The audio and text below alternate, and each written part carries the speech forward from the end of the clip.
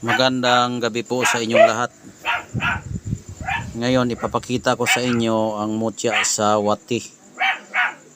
Ito ang wati na mutya niya. O yung tae ng wati nagiging bato.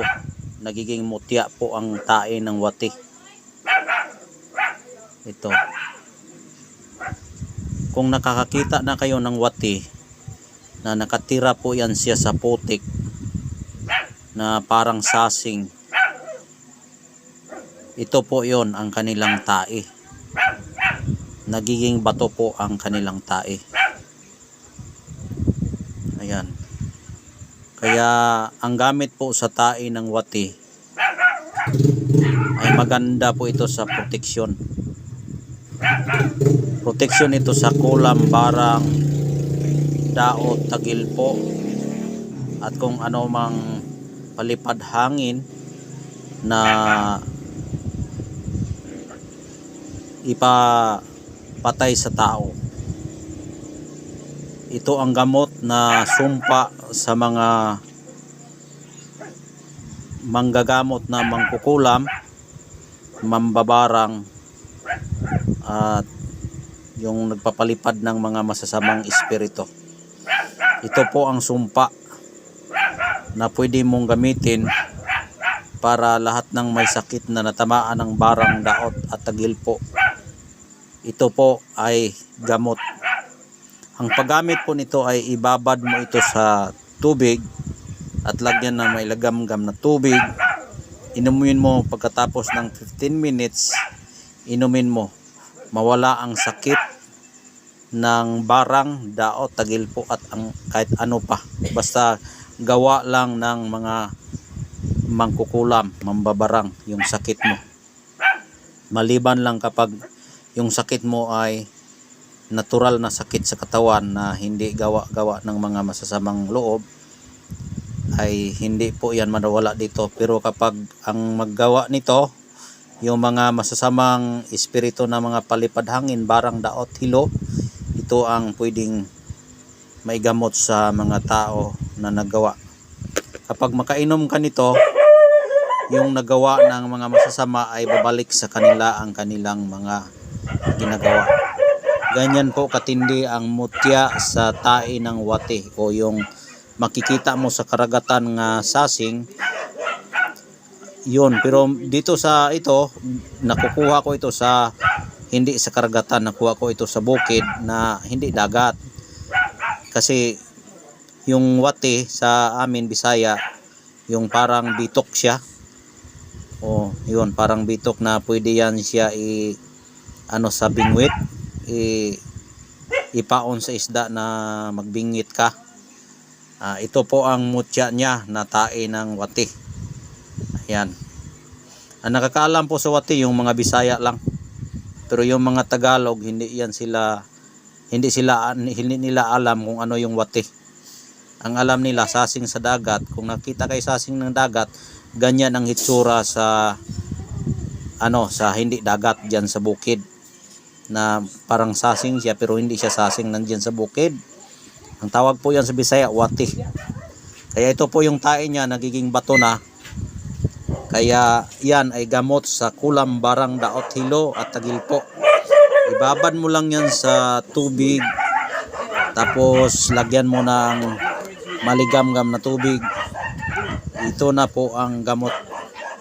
Pero kapag natural ang yung sakit na hindi siya ginagawa-gawaan ng mga tao, ay hindi mawala.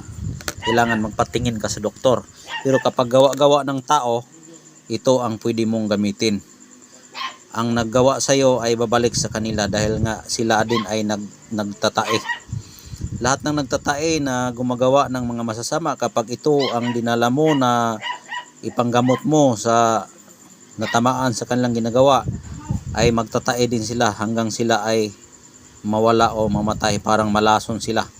Kaya ito ang sumpa na gamot sa mga taong mga masasama, mangkukulam, mambabarang, mananaot, at kung ano pang palipad hangin nila masasama. Ito na po ang sumpa sa kanila na babalik sa kanila ang kanilang mga masasamang intensyon sa iyo. Ito na po ang gamot, tae sa wati. Ayan, bihira ka lang makakita ng tae sa wati. Karamihan makakita ka ng tae, hindi siya nagiging bato, pero ito ang tae niya nagiging bato na. Ayan, nagiging bato na po yung tae ng wati. Kaya kung sino yung may mga karamdaman na hindi mo maipaliwanag kahit pinatingin nyo sa doktor ay hindi magaling ng doktor, ito po ang pwede sa inyo. Ibabad mo lang ito sa tubig, lagyan ng maligamgam, 15 minutes inumin mo. Ang nagawa sa iyo ng masama ay babalik sa kanila na kanilang ginagawa.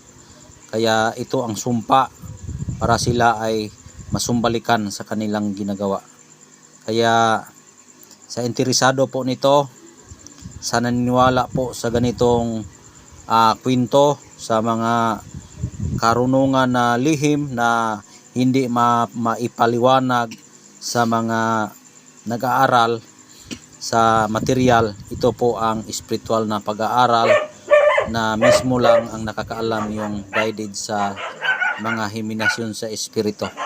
Kaya ito ay napakainam ninyo gamitin sa mga taong naniniwala lamang ang pwedeng makakuha nito. Wala namang mawala sa atin kung ikaw ay naniniwala, kung ikaw ay nagdududa na ilang bisis ka na nakapunta sa doktor ay hindi mapagaling ng doktor. Ito po ang pwede sa inyo na igamot. Ang nagawa sa iyo ng mga masasama, kapag mainom mo na ito, babalik sa kanila ang kanilang ginagawa. Dahil sila po ay nagtatae, ay ito ang sumpa sa kanila. Parang ininom na nila ang kanilang tae. At parang nasumbalikan na sila. Kaya ito na po ang sumpa na pwede kong maitulong sa inyo na natamaan ng mga kulam, barang, paktul, usik at kung ano pa. Tae sa wati, nagiging bato. Ayan po. Ulitin ko po, ang nakakakilala nito sa wati yung mga Bisaya lang. Pero yung Tagalog, ipa-explain ko lang kung ano yung wati sa Tagalog. Basta kung nakakita kayo ng sasing sa karagatan, ganun din ang itsura sa yung sa kabundukan, na sa putikan yan karamihan makikita mo. Pero hindi ito sasing, wati. Diyan sa putikan, sa matatabang na kanal. Ito ay nagiging bato ang kanyang tae. Kaya ito'y mainam gamitin sa proteksyon sa kulam, barang, daot at hilo. Igamot mo ito kung may natamaan na may mga sakit na hindi maayos ng mga doktor. Ito po ang para sa inyo. Kaya hanggang dito na lang. Kung sino pong nagkagusto nito, sa naniniwala lang po ang pwedeng makabili sa ganitong klaseng mutya. Kaya hanggang dito na lang. Maraming salamat at shout out pala sa lahat ng aking mga solid followers. Hanggang ngayon ay nanatili pa rin nagsubaybay sa aking channel. Maraming salamat po sa inyong lahat at sa aking mga bagong mga subscriber at silent viewer. Maraming salamat po sa inyong lahat sa pagtangkilik ninyong pagsubaybay sa aking channel. Hanggang dito na lang po. Bye bye. God bless po sa inyong lahat.